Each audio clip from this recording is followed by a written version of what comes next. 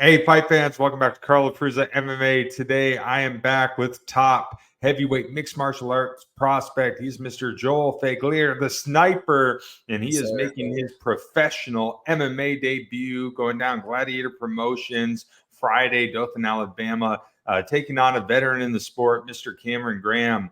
Joel, we're only a few days out from the contest. What's the mindset knowing, you're making that walk for the first time professionally in mixed martial arts in just 3 days? Yeah, man, I'm excited, man. I'm so excited, and I got a game opponent in front of me. I'll be fighting him in his hometown, so that's everything we work for at the gym. Putting ourselves in positions to really test who we are, test our mettle. And the grindstone sharpens the axe. So that's what we're putting ourselves out there like that. I'm super excited to finally make that walk as a professional MMA fighter. I made that walk as a professional in kickboxing in July. So it's really good to get right back in there, man, and do the sport that I really love.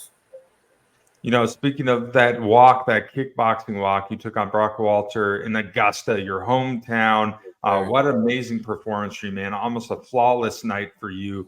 You went in there, complete domination, and you put him out with a beautiful elbow. Overall, were you satisfied with that performance? Yeah, in a way, satisfied, probably not. Probably my own worst critic. My dad really has to stay on me because I was breaking down what I was doing wrong right then. That night. Obviously, I landed the head kick, but I put a little bit too much foot on it instead of putting that shin into the shot, and then just dominating more with the elbows. We landed the right one, but we could have landed a lot earlier and set it up a lot better. So satisfied, no, but I feel very thankful and blessed that I got the victory in my hometown with my family and my team like that, and was able to put on a devastating performance. Overall, I would call that night a success for your gym. 10 Yes, sir. guys from Fagler's, 10 victories, which is Yes, kind of sir. crazy to even think about that. Your Yeah. brother was on the card. He headlined. He picked up a big victory of his own. Maybe a slight underdog going in there. He came out and he showed people that Jake still has it. What Oh was it yeah. like being part of something like that? It's amazing, man. It's so much of a blessing to be a part of something like that, to be a part of a team and a culture that's been built up there, a culture of hard work and dedication, blood, sweat, tears, everything that went into that night.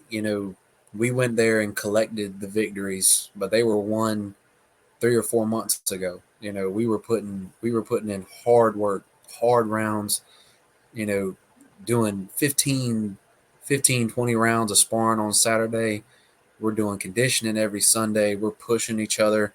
Everyone's holding each other accountable. If you're not coming up to the gym, you're getting 3 or 4 text messages. Hey man, where you at? Why aren't you here? We're checking in with each other, letting everybody know, hey, this is why I'm not going to be here, but I'm going to let you guys know I'll get my practice in at this time. Just things like that. It really allowed everyone to be successful on that night, and I think that trickles down from the top.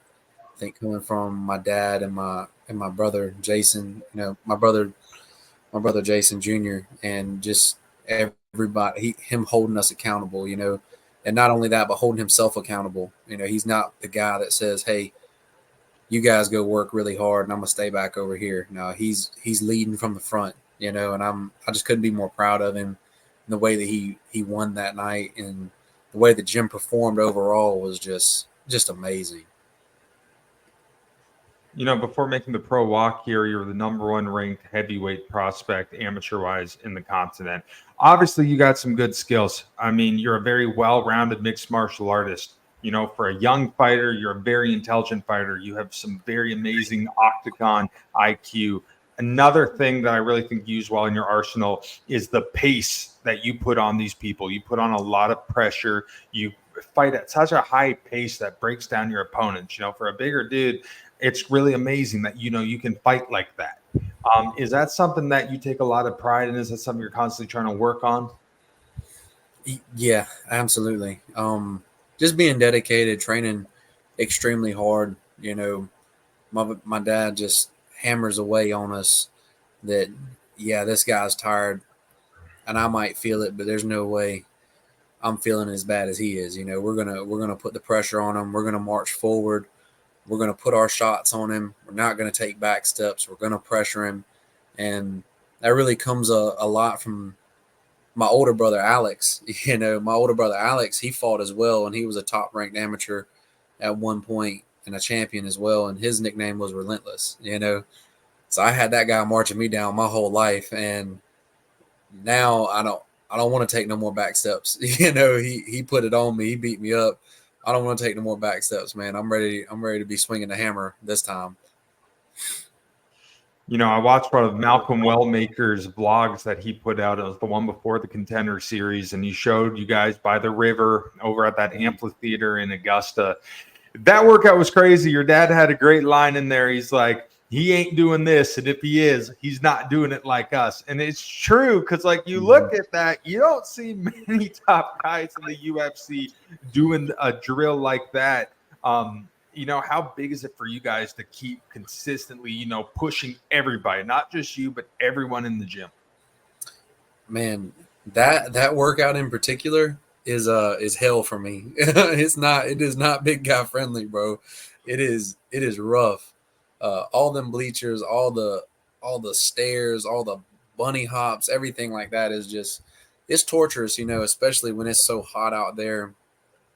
And thankfully, I got a good team around me. I got people that are pushing me, telling me to come on, because that's really the time where I got to be the nail, and I gotta dig down deep and compete against myself. And one of the things, I was watching like UFC Embedded one time, and I was watching Volk. Volk was talking about like, I get more nervous for these conditionings than I do for fights, and I feel like you're doing it right when you do it that way, because all of us are. We get there and we're all pulling up. We're all in a circle talking, and we're like, man, I got knots in my stomach because I know what we're about to have to go through, and it's hell. It's rough, and thankfully we just got a good group of people that help us help each other push through it. Because them amphitheater workouts are rough, man. Obviously you're living a journey. You're living your mixed martial arts journey right now.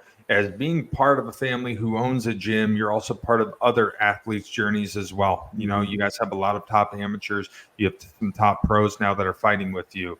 One in particular, Mr. Malcolm Wellmaker. Yes, sir. Some really amazing things just happened with him. Was able to get the opportunity to go on the Dana White Contender Series. Was able to put on a devastating knockout 3 minutes within the contest. And we have our newest UFC fighter now from Augusta, Georgia, Malcolm. You've been part of that journey with him from the absolute beginning. You're able to be out there in Vegas with him. You got to be in the apex. You got to watch it live. What was it like, being with one of your good buddies and watching all that go down?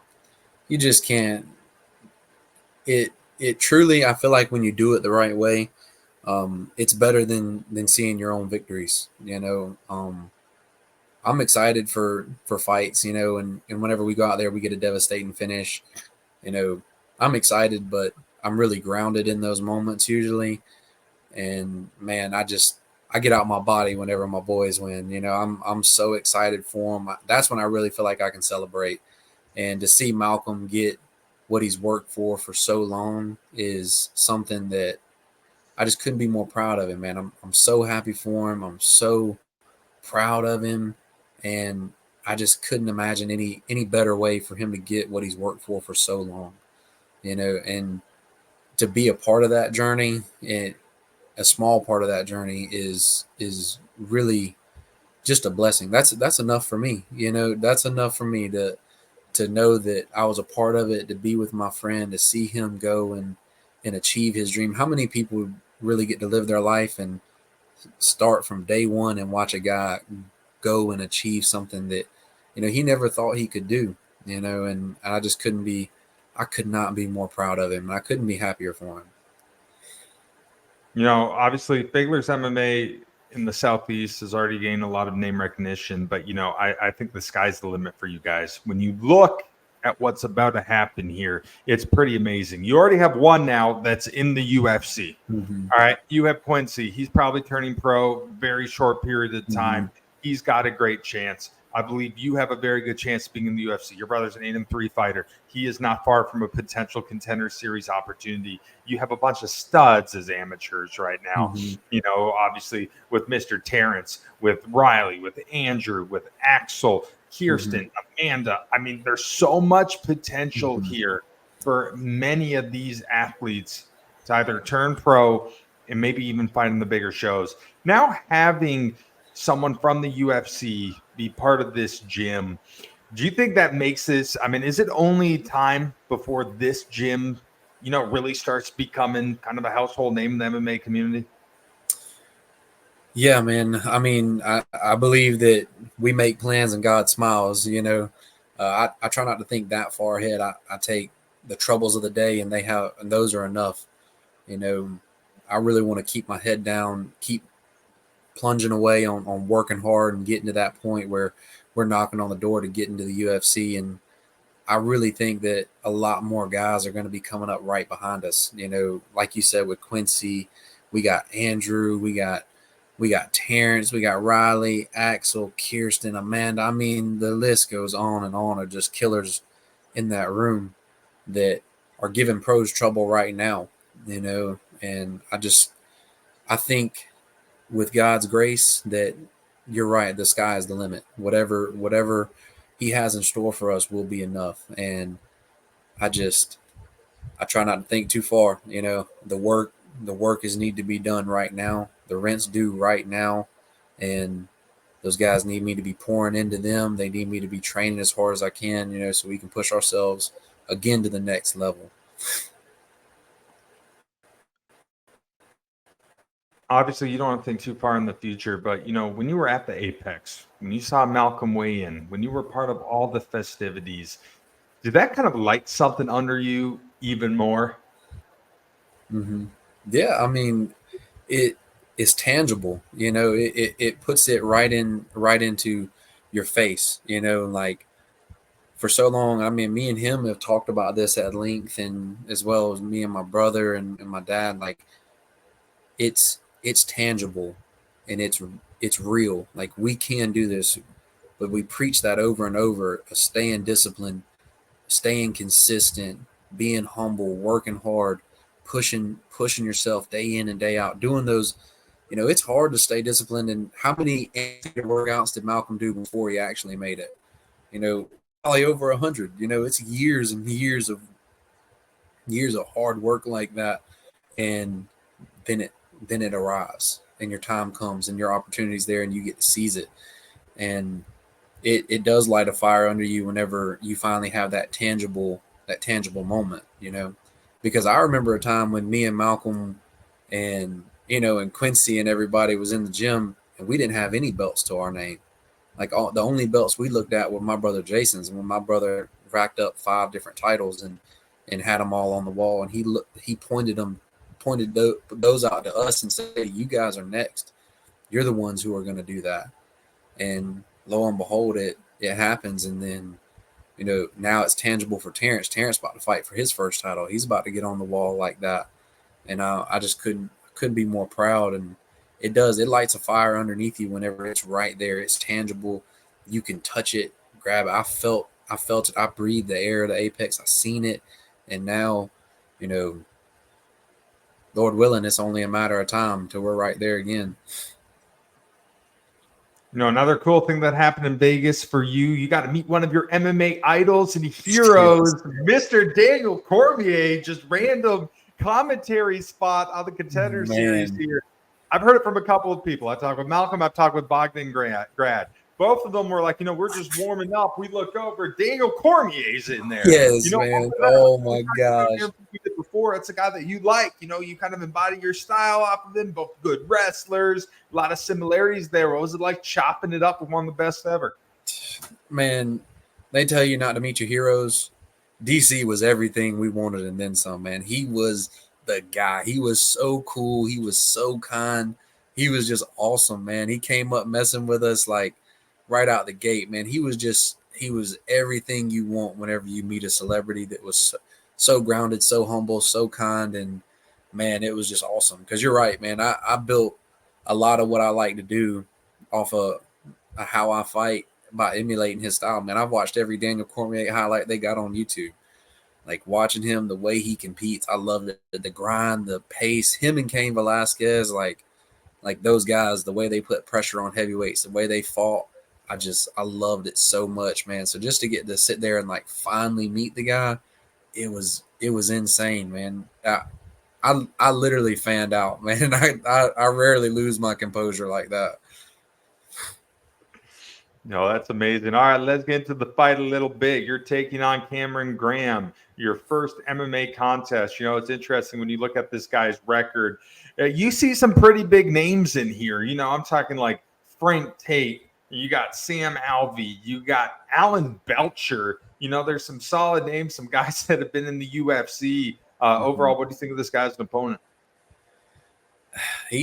I have a lot of respect for Cam. I've watched him for a long time.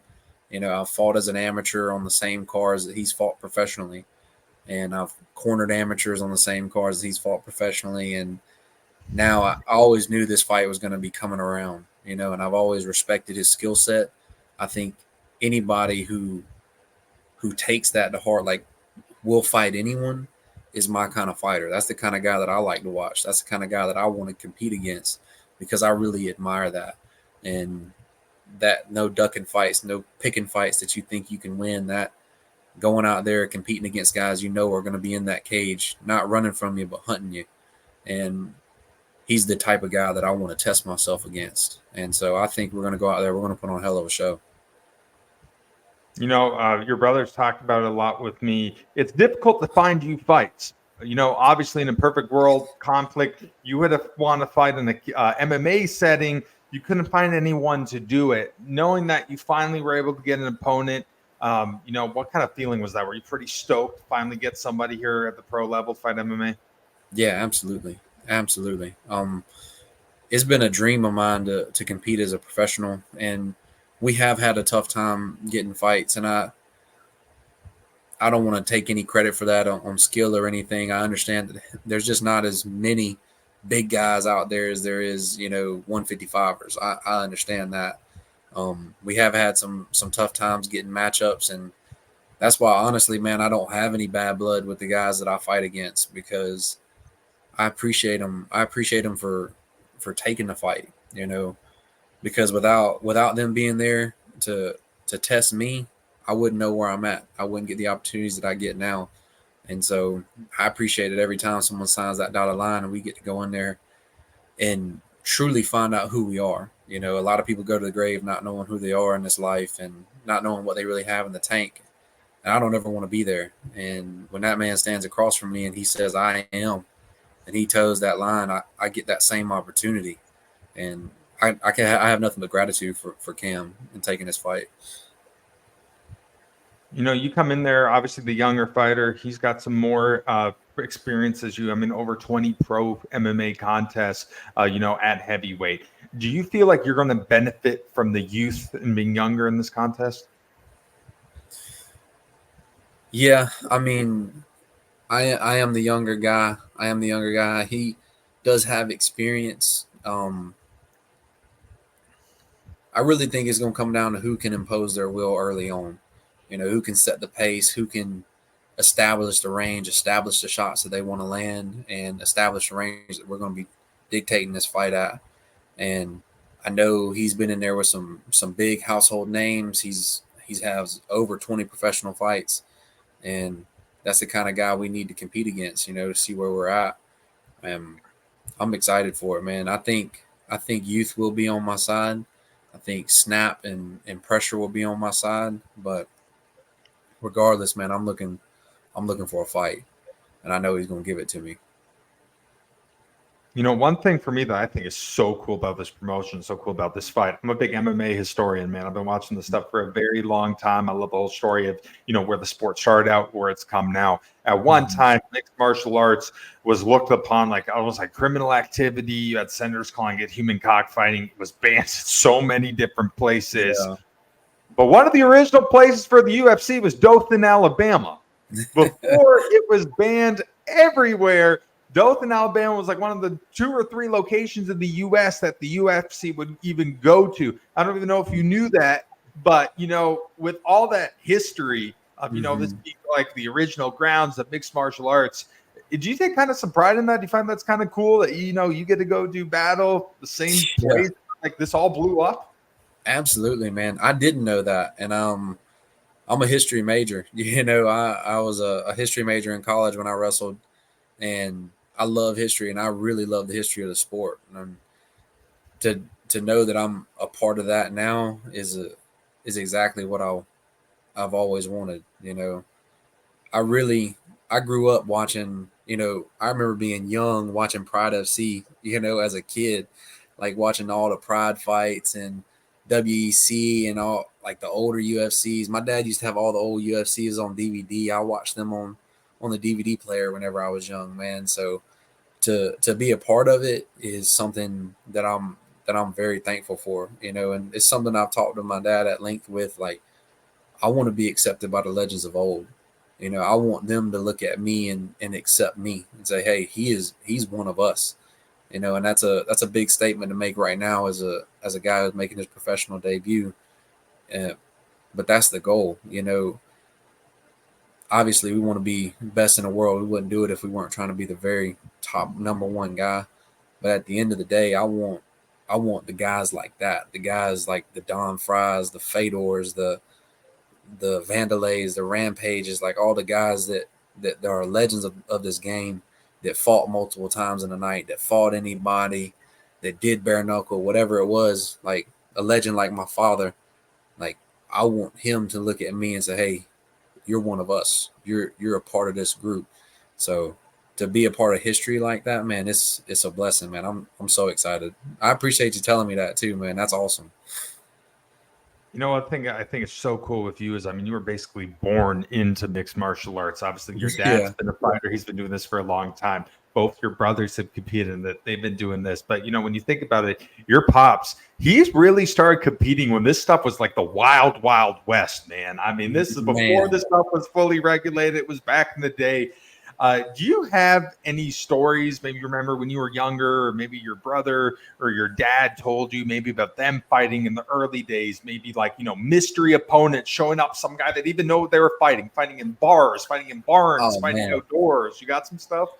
How much time you got? Like I got a lot, man. He plays it close to the vest, and I'm very proud of my dad. I think any interview you see, you could tell he's my hero.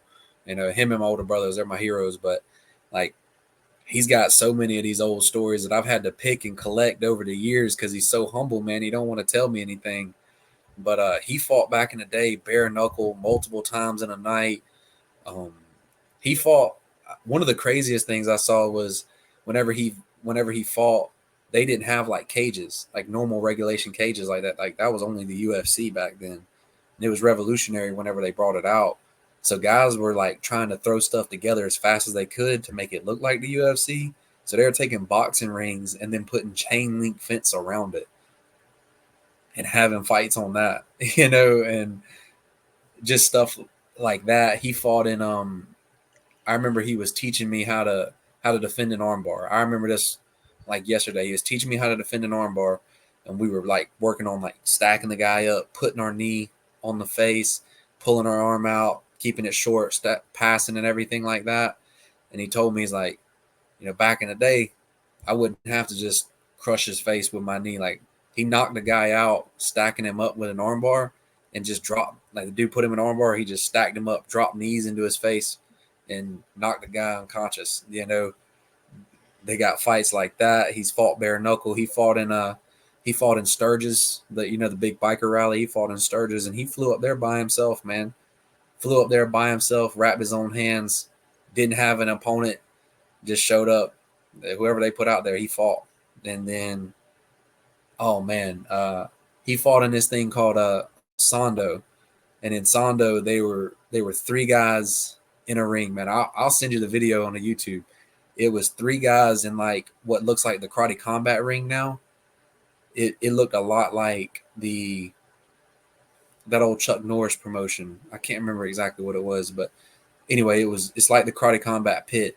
He fought in one of those, and it was like a 3-man fight, last man standing kind of thing. And they fought, man. And I remember he slammed a guy, knocked him out, and then choked the other guy out. Like it was crazy stuff, man, crazy stuff. And he, I have the samurai sword to this day that he won from that fight.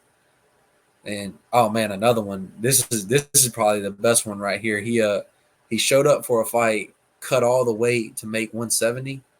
Showed up for the fight, and they ended up having him nobody at 170 for him.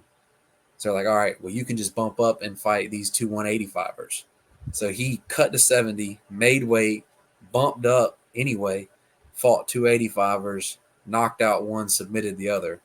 Like it was, he's just a legend, man. I could fill 2 more interviews just talking about him, man.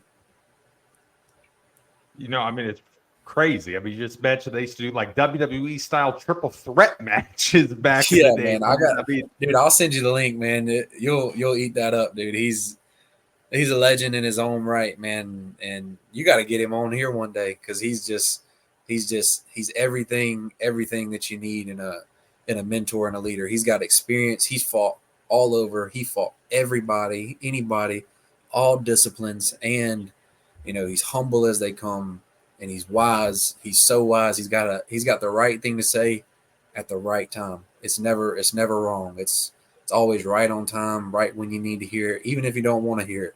It's right when you need to hear it, and he keeps my head on straight for this fight game, man. you know, it's funny you mentioned that because I was definitely going to ask you and tell you after we get done this interview that I need to interview your pops. But that's going to be the next one. That's going to be a very huge interview. Yes, that is coming 100%. You know, knowing the stuff that your dad had to deal with back in the day, knowing the stuff that your brothers had to deal with coming up, by the time now you get to turn pro, this whole sport has turned a total 180 from those days of these like triple threat MMA matches of fighting multiple guys in one night and, bare knuckle if you don't sign up for it. I mean, a lot of crazy stuff back then. Knowing now how regulated it is, how much safer it is, how mainstream it is, how much more, money is in it, in the long run and everything in this day and age. Do you kind of have appreciation for those dudes who, kind of pioneered to get it where it is now? Absolutely. And I'm a sucker for the old kind of MMA fights anyway. I love, again, I've watched the sport since I was young, you know what I mean? I'm born in 2001. I'm watching by 4 or 5 years old, like this is what my dad would sit down and watch with me. So it was hard for a long time because all my favorite fighters were the old school fighters like Fedor, Krokop, Vanderlei, Shogun, like Rampage, all those guys, man, that fought very early on and really pioneered the sport to what it is today.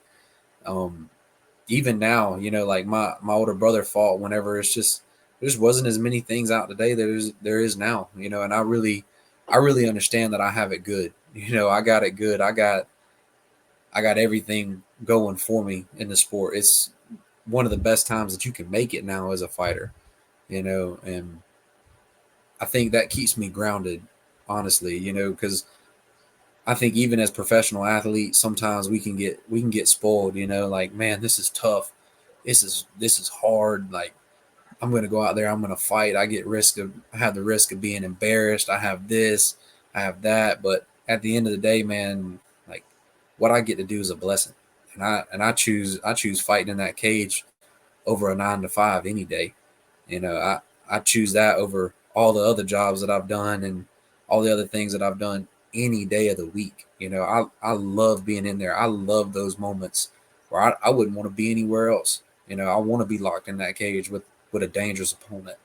And just knowing everything that my dad went through, supporting 4 boys and a wife, working full time and still fighting on top of that, still competing, and then running a gym, like I don't want any complaints to come across my lips, because I'm very blessed where I am today, especially, my brother Jason too, working full-time job, competing, running that gym just so I could go off and chase a dream and wrestle in college. He he did the thing.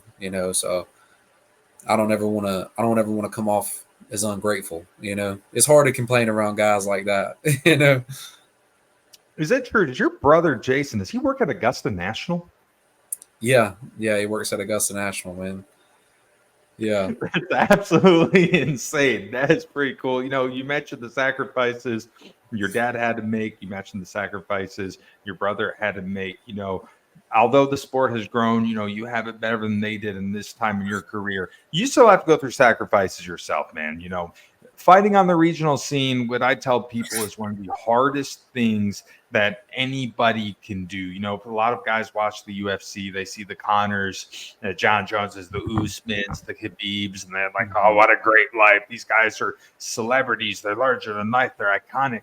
But no one talks about the road that it takes to get there.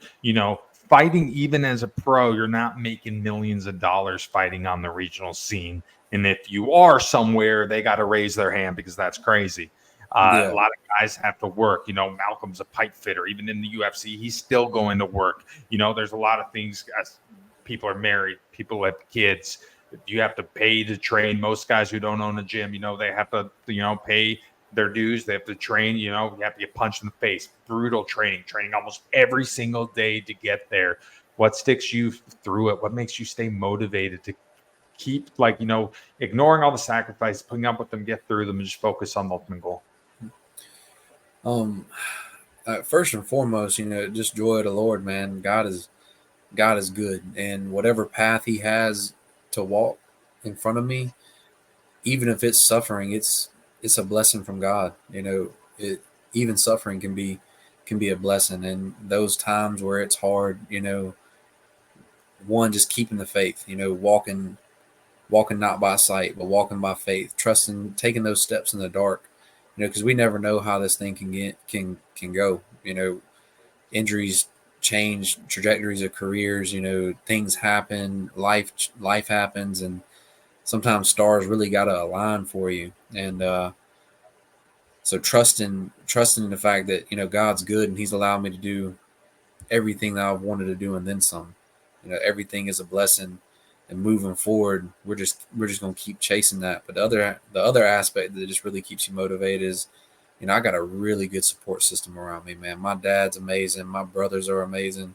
I got an amazing fiance. I mean, she really helps me out. She works hard. She keeps us going. It makes things easier. Makes training easier on me because I'm not just training. Like I gotta go run private lessons. I gotta run classes at the gym, and do on top of that my training to get ready for fights and things like that. So she helps me out. My brother helps me out. My dad helps me out. My family supports me like you wouldn't believe. And then I got a great team around me that helps me out. And it's not really a sacrifice whenever you wouldn't want to be anywhere else. You know, I heard Dave Schultz, an Olympic gold medalist and world champion in wrestling. He's like, people tell me all the time that I'm making all these sacrifices. I don't get to go to the parties. I don't get to go out and do all these different things, but it's not really a sacrifice if it's just what I would rather do. I would rather be in the gym. I'd rather be competing. I'd rather be training to get ready to compete. And that's the mindset that I really try to keep, is that this is a blessing. I've been on the sideline plenty of times and just prayed for moments where I could be suffering and training. And so no sacrifices here, man. All gas, no brakes. Being a mixed martial artist, fighting at the highest level, has that been a dream and a goal for you for as long as you can remember? Man, it I can't even tell you, man. I had teachers in elementary school like make me write things down, like tell me I had to write something down that's realistic. Because every time they ask you what you want to be when you grow up, I said I want to be an MMA fighter. I want to be a world champion. And from that young age, they're telling me, no, you gotta be realistic. You gotta write down something that's real, And to me, that was real. You know that my brother and my dad were professional fighters. They're high level. They're chasing their dreams, and that's all I've ever wanted to be. more than anything, I just wanted to be like them. You know, I really wanted to be like them, be strong and have good character and a ferocious capability in the cage. That those are the things that I really admired. You know, to be really a soft and loving individual outside of the competition circle, but when that cage door locks, it's a different part of the man comes out, and I admired that so much, and I still do admire that about them, and that's what I wanted to be like early on, and knowing my dad pushing me to the very top. You can be whatever you're willing to bleed for. That's what he told me. Like, you can have whatever you want in this life, son, but you just got to be willing to bleed for it.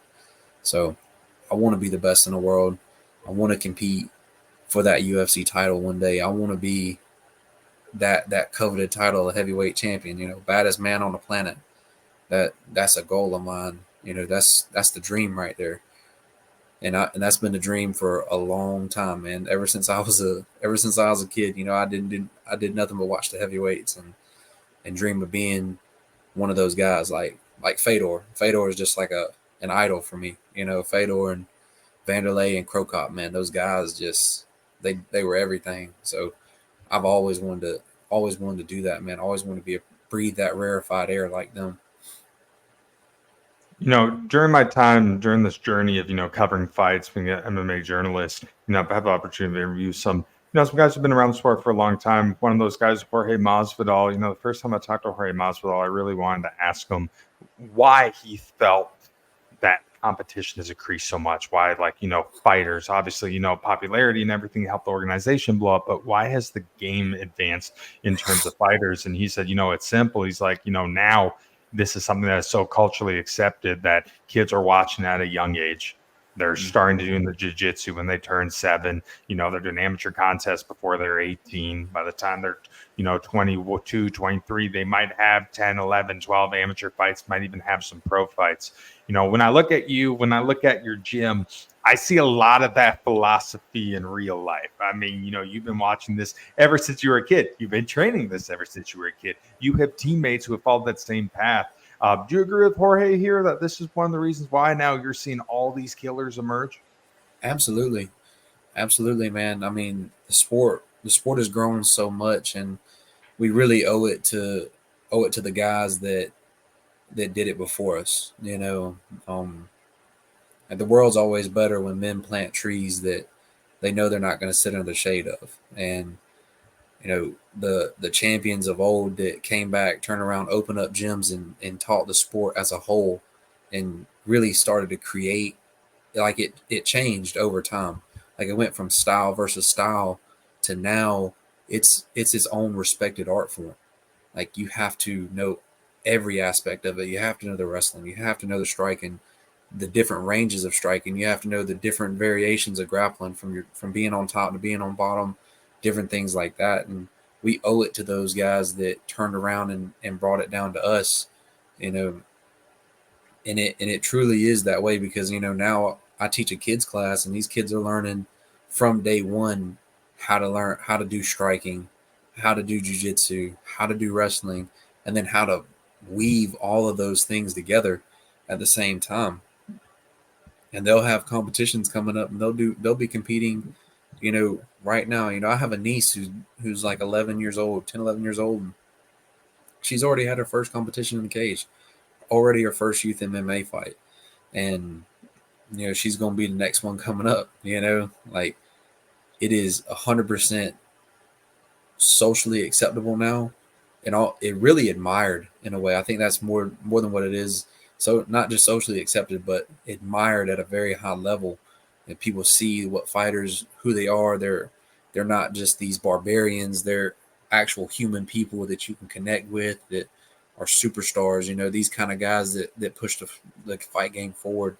Now it's only going to get better from here if we do it right. Like, if we do it right, if the guys, whenever their time's done and they say, all right, my years are done, my competition, my warrior years are done, I'm going to move into these coaching years, and you can basically just give everybody the shortcut, and the game's only going to get better. And that's just a blessing to see. to watch it from day one to see what it's turned into now. And God knows what it's going to look like in 10 more years when we've had MMA gyms getting the recipe down to a science. And now we got growing kids from day one to UFC level guys at 18, 19, 20 years old. What does it mean for you to be called a mixed martial artist? I think more than anything, the journey of a martial artist is a way of life. And I think that's been moved away from a lot now. As the sport has become mainstreamed, there's been a lot of good things that's come with that, but there has been some bad that's followed with it. Just I'm a martial artist through and through. The growth of myself personally and spiritually goes hand in hand with the walk that I make physically, and I will not separate. I will not separate them at all. You know, I'm a martial artist, and it's my trade. It's what I do, but it's not who I am. I'm first and foremost a Christian, and then I'm a I'm a son. I'm a uncle. I'm a cousin. I'm a brother. I'm soon to be a husband. I'm those things first, and my trade is what I do. I fight. But I don't ever want to get caught up in what I do is who I am kind of thing. I'm a martial artist. I walk with integrity. I walk with humility, and when it's time, we bring the ferocity. Before we wrap up here, one thing I probably should have mentioned a little earlier, that night in Augusta was such a special night for everybody. Obviously, you went 10-0. After your brother won, it turned into a night that you'll never forget for the rest of your life. Obviously, proposing to your fiance. Yes, sir. Was that always the plan? Were you waiting only if you guys went 10-0 to do it? Was it always the plan to propose? I don't know, man. I always had it. I always had it in the back of my mind. I had it. I had that ring. I brought it to the venue with us. Just in case, because I knew it could. I knew it could be a lightning in a bottle kind of moment, and that could be the cherry on top. Man, we had some plans, and God just put it on my heart. Like, this is the time. This is the time. Bring that ring, because it could be the time. And that we had it planned, and we went 10-0, and I was like, man, this is just a perfect moment. But the best thing about it, man, is that I didn't tell her. I didn't tell anybody. I held that down just to myself. And I talked to like my cousin a little bit, like, what do you think if I did it? But other than that, I held that down to myself. I brought the ring, didn't tell anybody. Like 10 minutes before I did it, I told my dad, showed him the ring. He's like, you absolutely should do it. So we surprised everybody, put him in the ring, and got a beautiful video of it, man. That was better than the fight for me, honestly. She really is the love of my life, man. And it was just a perfect way to end the fight. Perfect way to end a perfect night. No, definitely big congratulations on that one. But to end things here, I want to talk about another possible perfect scenario. I want to talk about the perfect world when you take on Cameron Graham. In a perfect world, my friend, what is the outcome when you take on Cameron Graham when you make your professional MMA debut Friday, September the 13th in Dothan, Alabama? Perfect world is first, my boy, the young gun, Terrence McKenzie. He go out there and get his knockout, get his first MMA title. And then right after that, whenever I come in the cage, just a dominant performance, a display of all the martial arts at the highest of levels with with a devastating finish. Whether that comes on the feet, on the ground, whatever it is. I want to see his blood, and I want him to see mine. That's the fight that I want. Well, Joel, man, sorry for keeping you so long, man. This thing was just flowing so good. I figured we just stop.